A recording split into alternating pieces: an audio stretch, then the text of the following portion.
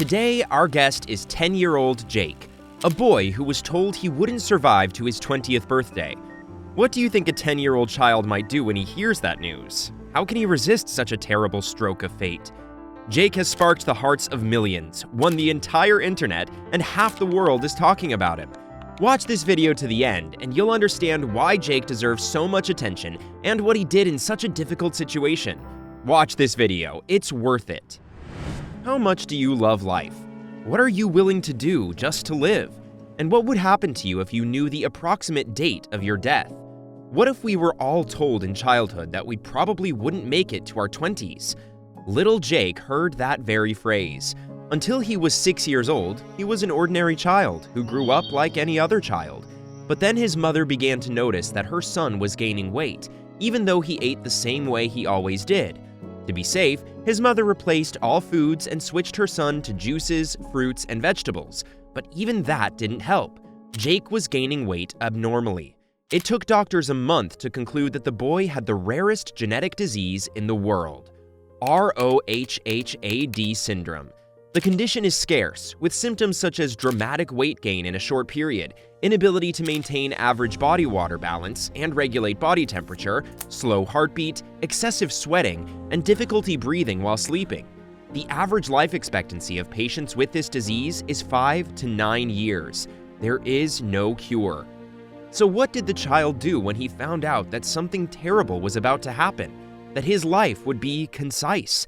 He took his bicycle, began to run, swim, and try to do as much activity as he could every day. His parents got worried. They didn't want him to harm himself even more. After a month of persistent training, they took the boy to the physician, who was surprised to find a record low blood CO2 content for this condition. Unbelievable, but the activities are perfect for your son, the doctor said in amazement. They slow down the disease. We're not talking about getting healed, but we can see that the syndrome has slowed down. These words inspired the boy even more. He promised himself he would celebrate his 20th birthday with his friends and family and do his best for that. He exercises 3 times a week with the Maltese Young Triathletes Association, which has become a second family to him. People around him don't know what terrible disease the boy suffers from, and often make angry comments about his weight and inattentive parents who don't care what the boy eats. But Jake ignores them. Matt, the boy's coach, talks about him as a very determined person committed to his goal. Jake is an adorable and cheerful kid. He has more energy than many professional athletes. He is truly adored and loved by everyone. It is tough to watch what he has to go through.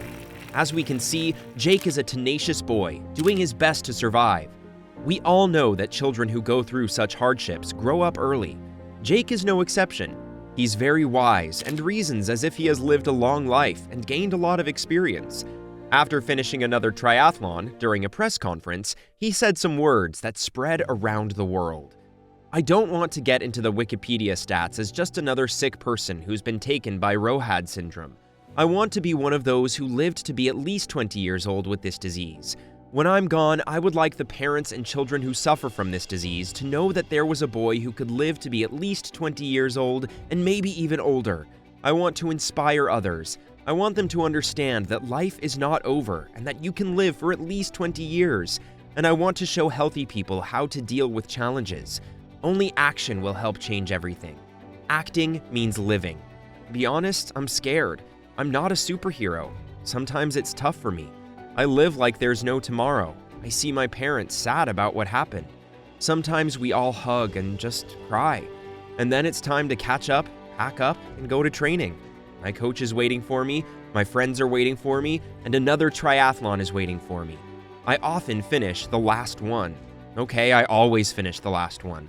I used to worry, but coach came up to me and said, Jake, you're not competing with these guys. You got a different opponent, you know what I mean? Then the coach pointed his finger at my heart and said, your opponents are inside you, he said.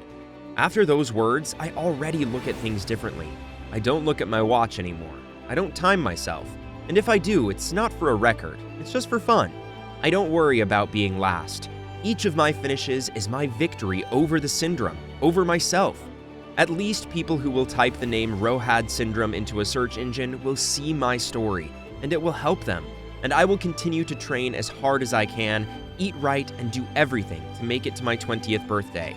It will be the longest and most important race of my life, and now it's time for me to train."